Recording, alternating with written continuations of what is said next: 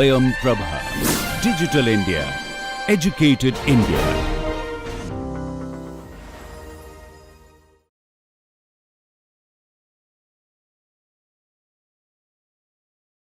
And the third way of doing the optimization is something called as the content distribution network. This in short form is also called as the CDN. CDNs are very popularly used in today's internet. So, let's try to understand what is CDN. So, let's say on the left hand side what you have is one server. So, let's call this server maybe the YouTube server, and YouTube server has got bunch of videos, and what you see on the other side is the 4 computers which are connecting or accessing the or downloading the videos from the server. So, this is how the in the point to point communication, this is actually how the content is, the video content is actually distributed when there is only one server which is located at a particular location. Maybe the YouTube server is located in the US. But as the sheer distance wise, the number of the routers that are there in between. So, let us say the consumer is located in India and the YouTube server is itself is located in the US. So, distance wise the request has to go via many number of the intermediate routers, maybe let us say around 20 routers are there. So, this actually not only takes the request also has to cross 20 routers, and then the response also has to come back through those 20 routers, assuming the transmission is symmetric. Symmetric means the same route is taken for the request to go there and the response to come back. But this will also increase the latency of the transmission. So, when the number of the hops in the intermediate portion actually increase, then it takes larger time because of the processing time at each hop, because the router has to do the lookup operation and then do the transmission, and sometimes some of the portion of the net links are congested.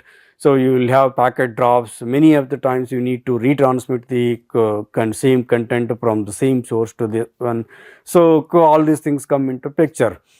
So, in order to minimize the end to end delay in the transmission, and also for locality of the regions, what the YouTube server can do is to replicate the content.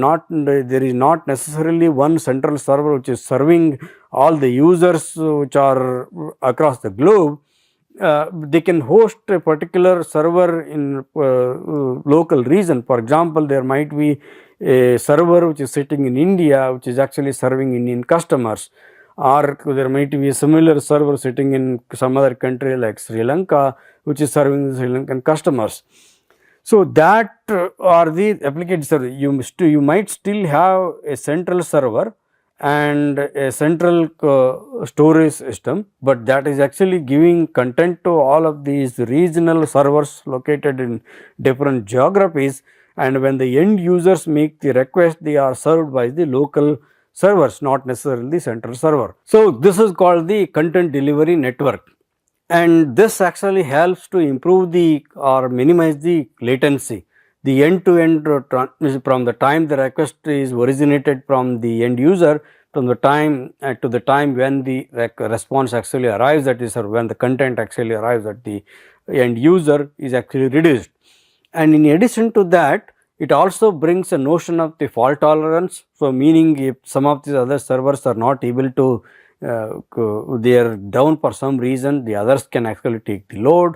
And in addition to that, the content delivery networks also bring, because I have kept the server locally closer to the end users where the consumers are located, I can also localize the content. So, for example, the Indian server, YouTube server can host the content which is India centric, whatever the content which is developed by the Indian content developers and likely to be consumed by the Indian consumers or the users. So, that way, so I can keep a different set of the content in this server and a different content in the second server and so forth. The main server, central server can still have the same content of all the these servers, replicated servers, but the local servers can still host the local content. Thereby, you actually optimize. So, where exactly the consumer is and what content is likely to be consumed by the consumers which are closer to that server. So, that content is actually being put and placed in that server, and then you serve it. So, that way you actually minimize the number of the times you go to the main server and access the content. So, this actually works well. And so, how active as an end user, when you make a request, you probably hit the main server, the main YouTube server. Think of this as an YouTube server. So, the first time when you make a request, the request actually go to the main YouTube server, and then the main YouTube server actually redirect you to a nearest point where the local server, the replica server is actually located, and the user will establish a connection to that server, and then the content is actually transmitted back to the end user. So, when you make the request, the original server, the main server can still take that request, and then okay, you are coming from so and so particular region, you are coming from India, there is a server located in India, why don't you access the content from that server. So, and the Indian server actually, this is a CDN server located in India, and that actually gives you the content.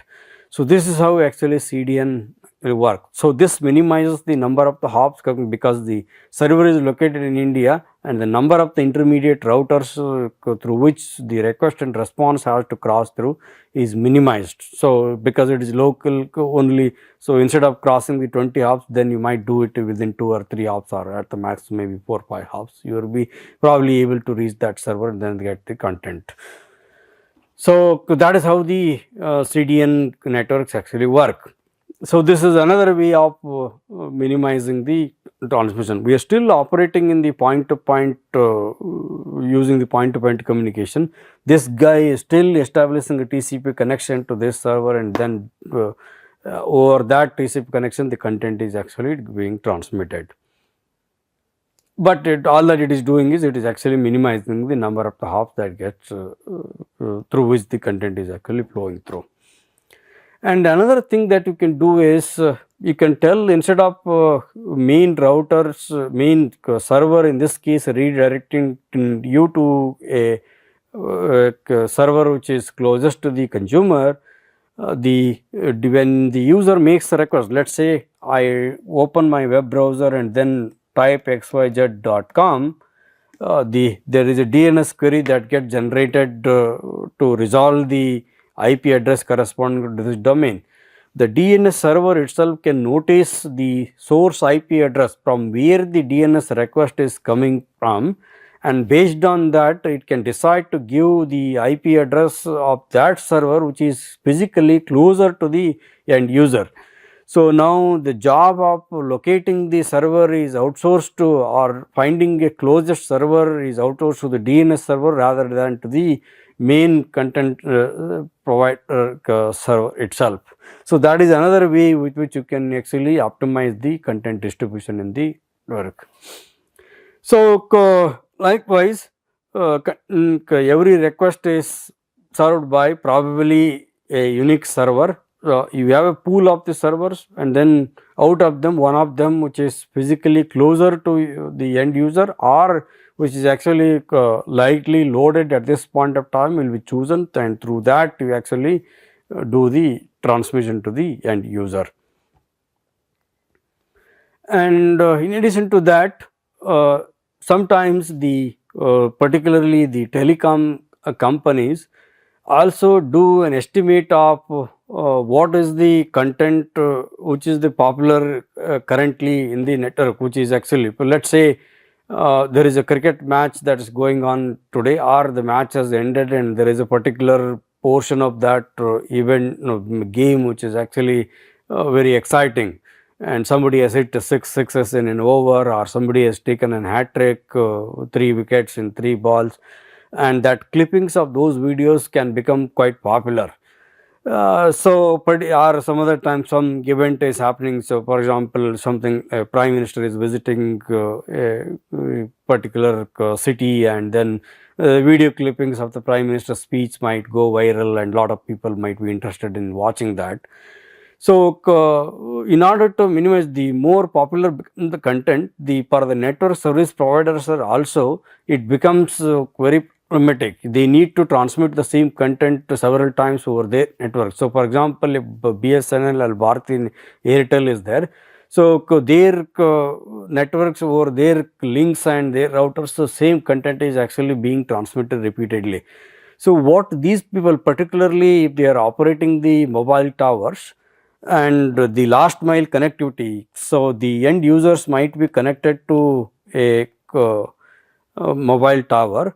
So, somewhere closer to the end user, that is where the end users are located. If they get to learn that certain content is becoming popular, so they might push the content closer to this base station somewhere here in the network by keeping some kind of the storage in the vicinity of the base station. So, they can serve when the next user located or connected to the same base station ask for the same content, same video clipping. So, the content is actually served from the repository which is actually located closer to that base station. So, thereby they also minimize the number of the times the same content is being transmitted. But now this brings us to notion, you need to understand what content is actually becoming popular and how do you estimate the popularity and stuff like that. So, assuming that is there, so you can actually do only to some extent, not to the full every popular content you cannot store it, but at least if some of them if you are able to cache and minimize the transmission, then it will reduce that much load on your links and the network. So, you can keep a transparent cache, the end user does not get to know, but the content is being served from the local repository, thereby you actually optimize the transmission. And the telcos actually do this kind of the contribution. And the other mechanism that is popularly used in today's TCP/IP network is something called as peer-to-peer network. This you can think of as the overlay network. So, let us say I have a movie, let us call that movie as M1, and some user which is part of this network, first time he downloads that movie, and if let us say the other users, so this is the user 1, user 2 and user 3. When user 3 and user 2 ask for the same movie, instead of going to the server and then fetching the content, so what this overlay network does is, it learns that a copy of the same movie M1 exists with the computer of the user 1, and he is closer to me, why don't I download from the user PC of that user? And when user U2 and U3 get a copy, and they can in turn distribute that copy to the other users. So, some users are randomly connected to other users depending upon how the physical connectivity and how whether those users are active or not active at this point of time.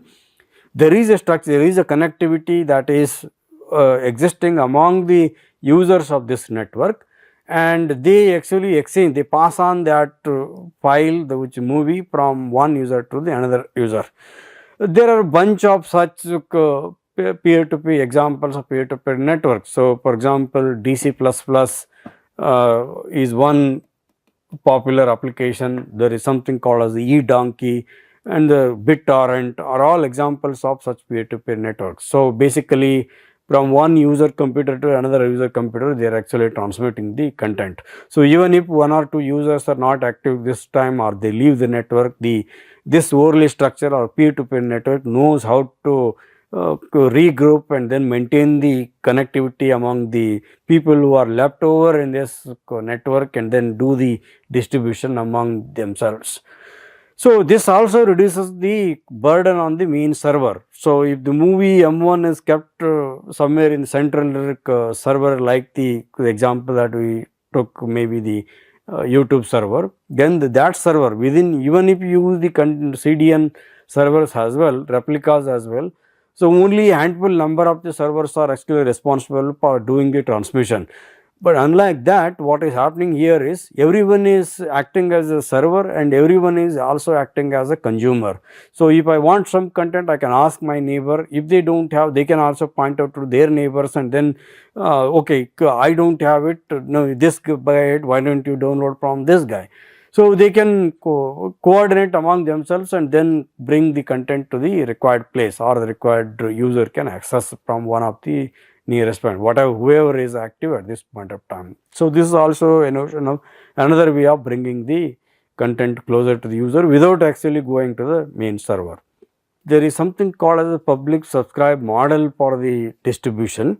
The way this works is, let us say there are n number of the users. So here I am calling it as subscriber 1, 2 and 3. Here there are 3 subscribers, and some users are interested in some particular type of the content. Maybe the, let us say the subscriber number 1 is interested in the news related to the research activities happening currently in so and so places. The subscriber number 2 is interested in all the content that is related to the sports, maybe the cricket, tennis or other sports related stuff, and the subscriber number 3 is interested in something else. A subset of all the individual subscribers are interested in a subset of the total content being generated. The content is actually, when the content gets generated, there is a publisher and he tags the content with one of the topic name. So maybe the topic name is sports, topic name is scientific discoveries, topic name is something else, maybe tennis, thing like this, and the every content is tagged with that particular topic, and the subscribers actually show interest in a particular type of the content, and the network actually figures out. Network in the sense there is an intelligence built into the network, there is a server, there is a registration mechanism and all that, and their job, the network job, is to efficiently distribute the content or deliver that particular content. If subscriber 1 asks for the sports related content, the network brings that sport related content and deliver it to the subscriber number 1. So whatever, whoever is showing interest to whatever content type, and that content type or the data is actually getting delivered to the subscriber. So such models are also available in the today's TCP/IP network, but again using the same point-to-point communication mechanism, we are bringing or retrofitting a mechanism or a delivery mechanism on top of this TCP/IP communication model. So for example, if I put one kind of the server here which is actually keeping the content with the tag names, when the subscriber 1 asks, I am interested in receiving this, whenever subscriber number 1 comes up, when he joins the network, it figures out, okay, he subscribed to so and so type of the content, I have a new content with that particular tag name, let me do the transmission to this particular user. So again you still establish the same TCP connection, you use the same IP addresses, endpoints, and then you do the transmission. But all that is happening is you are not transmitting blindly to the same content to everyone else, but only to a limited number of the people. So that's how content is actually getting transmitted.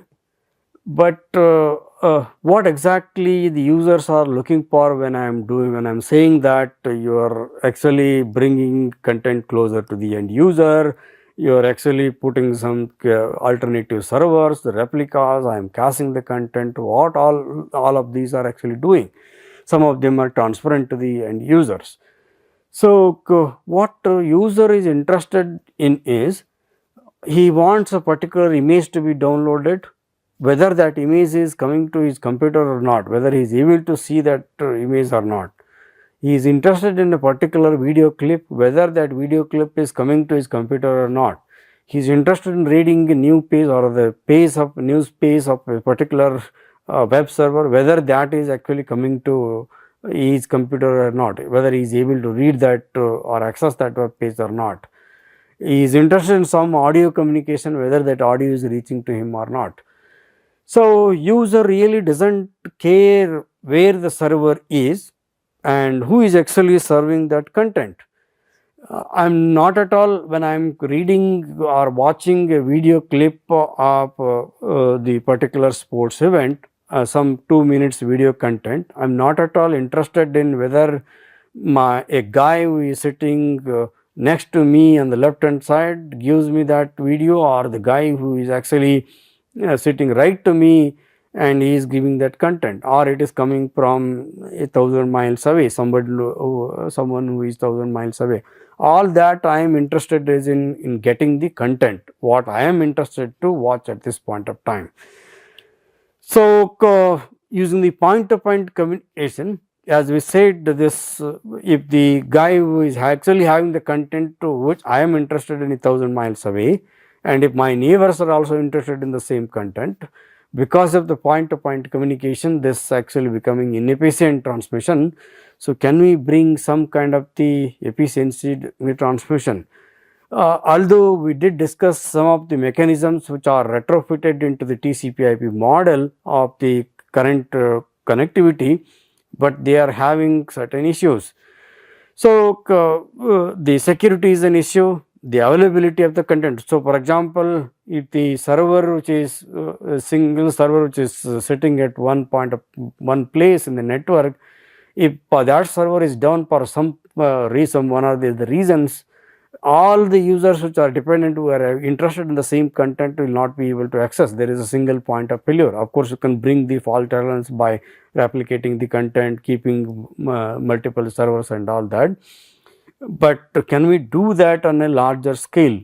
Can I do the replication? So although the content delivery network, the caching that we talked about, all of them are essentially doing the replication. But can we take this replication to the another level? Can we bring the efficiency of the distribution to a larger extent? The CDN, as many times you do the replication, those many times only to that extent, to a limited extent, you are doing the you are bringing the efficiency, but now we want to take it to the next level. So another question that we are interested in, when I am downloading a movie, when I am accessing certain content, the security notion of the security should be inherent to the content itself, not necessarily to currently what was happening. TCP or TLS connectivity is actually giving you a kind of the tunnel that is established with two endpoints. So whether I connect to the main server or to the replica server, I still establish a TCP connection, a tunnel is established over which the content is actually transmitted. So can I make this work the other way around? I don't want to establish this connection to the server, but what I want is, when certain content is actually getting transmitted over the network, the security is assigned to that content itself rather than talking in terms of the end-to-end tunnel. And if on the process, if you are able to replicate the content to a larger extent, you also bring the notion of high availability. So somebody shutting down will not actually not likely to take down the content available in the network, at least in the immediate vicinity of the time. So that is what we are interested in. So in effect, to summarize, the content delivery in today's network, there are many techniques, particularly keeping the notion of the point-to-point connectivity of the TCP/IP model. We have built several ad hoc mechanisms to do the distribution, bringing some notion of the efficiency. No doubt they have brought the efficiency, but we want to take it to the next level. And when I talked about this replication, be it the proxy server, be it the caching server, be it the CDN servers, all of them are doing the replication, but there is no unique standard which actually integrates all of them. So not necessarily all of them, in the sense the one CDN network. So YouTube has got its own CDN infrastructure. Some other OTT platform might have its own CDN infrastructure, and they don't know how to talk to each other. So only the servers which are maintained by the service provider of one company would be able to bring the optimization to a limited extent for their own content and for their own customers, not across all the customers, not across for all the content. And how about bringing this optimization and extending it to the all the customers, irrespective of what they ask for, from where the what kind of content they ask for? That is the question we want to ask.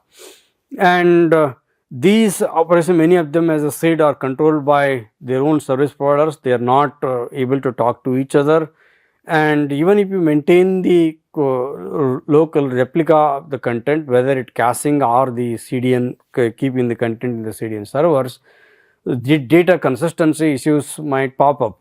So if your main server content is updated, so the replica, we need to fetch that content from the main server and keep it updated. And now the question is, how quickly can I do that? How many time, how quickly I need to go and pass that content? How do I actually know that something new has been updated on the main server, which is of interest to me? So there are mechanisms, but we want to take it to the next level. And as I said, the security itself should be given to the content itself, not to the I want to establish a tunnel between point X to Y and over which the content is actually getting transmitted. So with that, these are some of the limitations, and also serve as the motivation for having the information centric networking. So with that background in mind, let's go and understand how exactly these things are addressed in the information centric networking. So that is the content or discussion agenda for the next lecture. I'll stop it at this point of time. We'll come back and see that in the next lecture. Thank you.